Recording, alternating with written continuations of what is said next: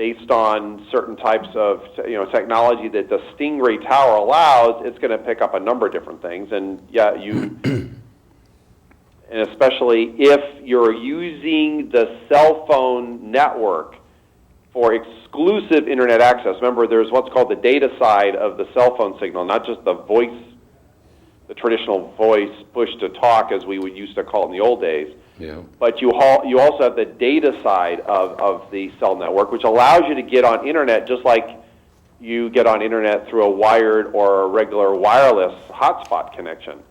So if that tower that's in between you and the legitimate one, the surreptitious one, if it's FBI's, it's known as Stingray. That's where the name.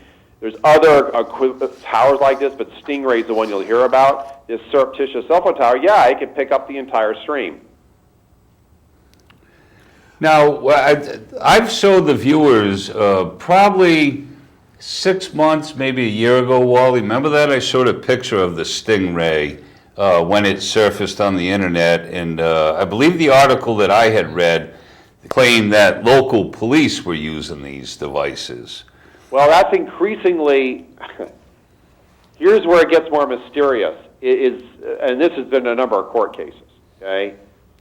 You can actually go back into, but let's national level, FBI is clearly, obviously national level, have been using this technology for quite some time. I don't know if you recall, this is not new. This is one of these things where I keep telling people this is not new.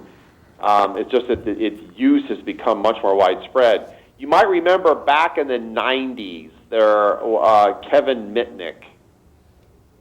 Kevin Mitnick became this infamous hacker. And there was actually, I've subscribed to Wired magazine for quite some time. I remember in the mid-90s that there was actually an article that described how an FBI surveillance team out of Quantico, Virginia, actually used one of these towers to track Kevin Mitnick. And they could actually, one way they caught him, because this is the early days in the United States of cell phone usage, they could actually page his phone, meaning they could actually, and this is kind of the thing with a cell phone, it's like you're always on.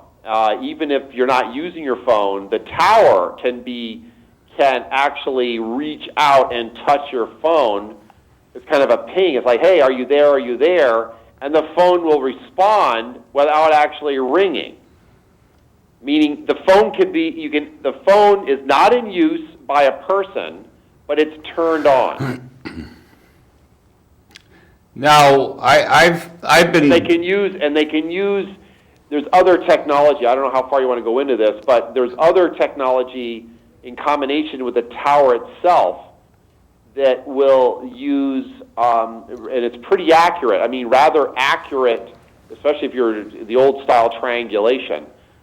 They actually have these direction finding systems. A lot of them now are completely electronic built in, that when you triangulate or do the equivalent of a triangulation, you'll get a location that's pretty accurate. We're talking, depending on the tower and the resolution of the tracking technology, you're talking within a block or even finer, because they have what are called microcell towers, and some of the newer towers are even more accurate when they're working together to determine location.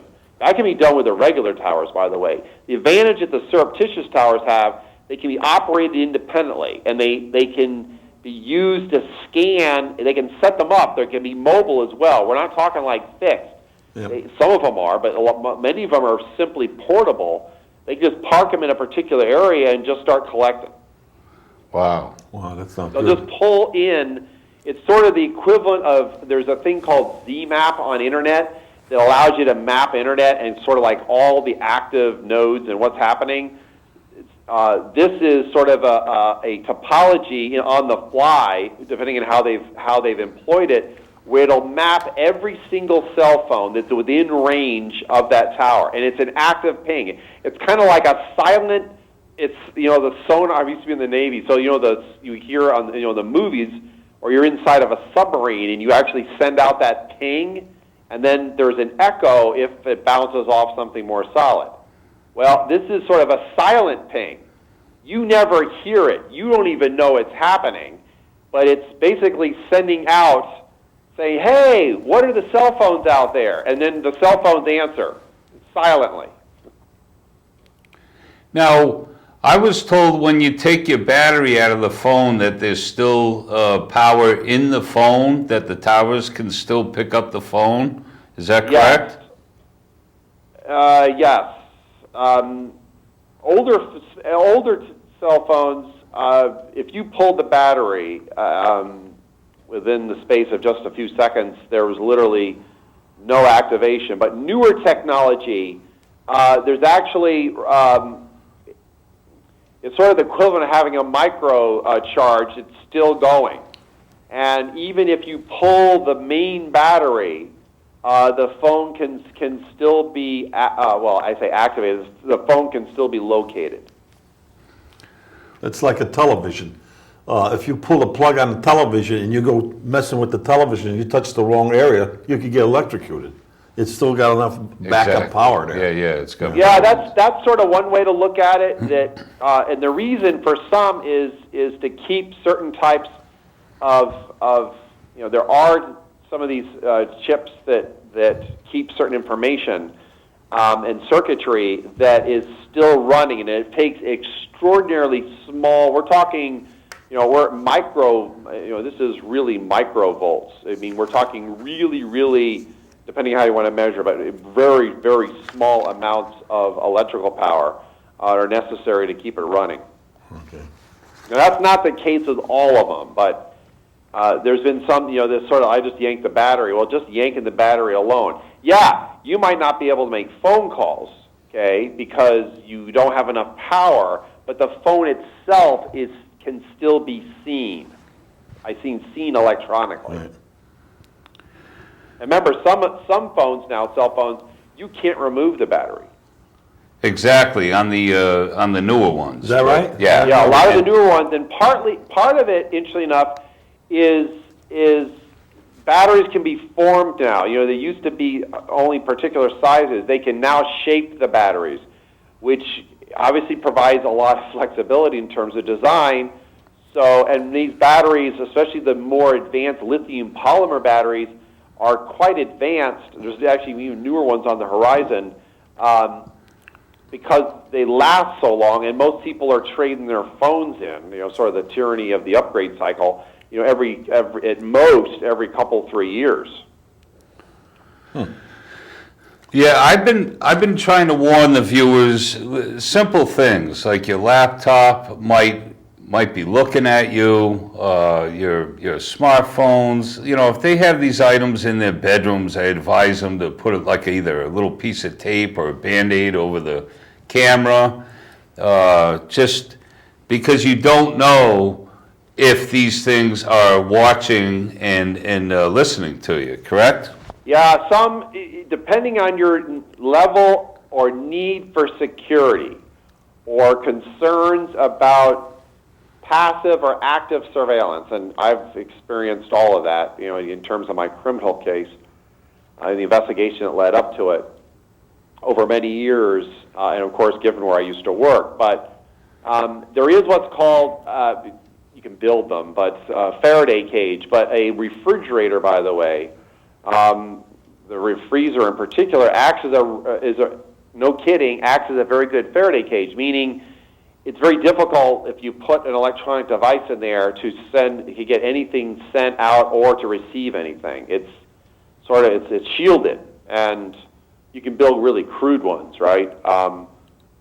But a refrigerator or some of these line coolers make very good Faraday cages. A friend of mine up in New Hampshire, an old timer, uses a galvanized mailbox as a that's I have to share this with you because I go back and I was sort of an old, what I call the glory days or the golden era of computing, which for me will always remained the 1980s. My first home computer was actually an Atari 8-bit. That's where I cut my teeth. I learned how to program, and it was just this fascinating world. But also get to communicate with all kinds of people, locally, regionally, and nationally, and even internationally. Even back then, acoustic modems and listening to that really cool sound. It was hooking up, at 300 baud right across the old phone lines. I remember with an old, actually my original notebook, laptop, putting a very thin, it was high quality aluminum, putting a very thin section on top of my, which at the time was a really high capacity hard drive. I mean, for its day, it was huge, but it was quite expensive compared to the cost now, of course. And it was a shield because it turned out there was enough RF generated by that drive that it would interfere, with other operations of the computer. And by putting this, I just put a little thin plate, a very thin. I mean, when I say a plate, there was no screws. I just had it. Basically, it was electrical tape, and that kept it shielded, right, from interfering. There was no frequency, radio frequency interference. It was shielded. So, putting an old galvanized, growing up on a farm, a post office, the old mailbox, right? The old mailbox would actually serve for that. It keeps the signal in and signals from going out and signals from coming in. We in the military, when I used to operate, I used to fly on our reconnaissance aircraft. Our entire ground station was shielded. In fact, they would bring in special equipment to do what they call tempest testing to determine if there was any leakage of our equipment of any type. They would check everything, and these teams would come around and they'd have all their little black boxes doing signals. It's sort of like you now have the technology where you can do infrared, like if you're doing where you see leaks for heating and air conditioning, it's very easy to find out where the leaks are. Yes. You don't have to guess anymore. Well, this equipment would actually measure emissions and determine, what type they were and whether or not they were penetrating the outer walls, and they would also do tests to see if signals could penetrate into the facility. We had, even at NSA, I don't know if you've seen, these overhead pictures, sort of the iconic, sort of the public affairs, that there's this generic picture where it's sort of at an angle, and you're looking down on the main complex, we call it's NSA headquarters, and you're looking at what looks like a greenish building. This was built during there's two of them built during the Reagan era, and it's greenish in part, because there's copper sheathing on the inside, and the copper sheathing, in essence, creates a Faraday cage for the what they call Ops 2A and 2B. That was the actual names given to the two buildings. The equivalent of a Faraday cage to keep signals from coming in as well as signals from going out. Now that's always been a concern of mine, is the where the technology, the wireless, the signals through the air, microwaves, even synthetic telepathy. I mean, some of the stuff, Thomas, is just getting way beyond what I think, way beyond our capabilities of protecting ourselves from this stuff. Yeah, I'll be the first to tell you. I'm actually well aware of little vans. They're more mobile now. Little vans that drive around. I mean, even when I used to live in England, you'll get. I mean, just think of advanced technology. But even in England,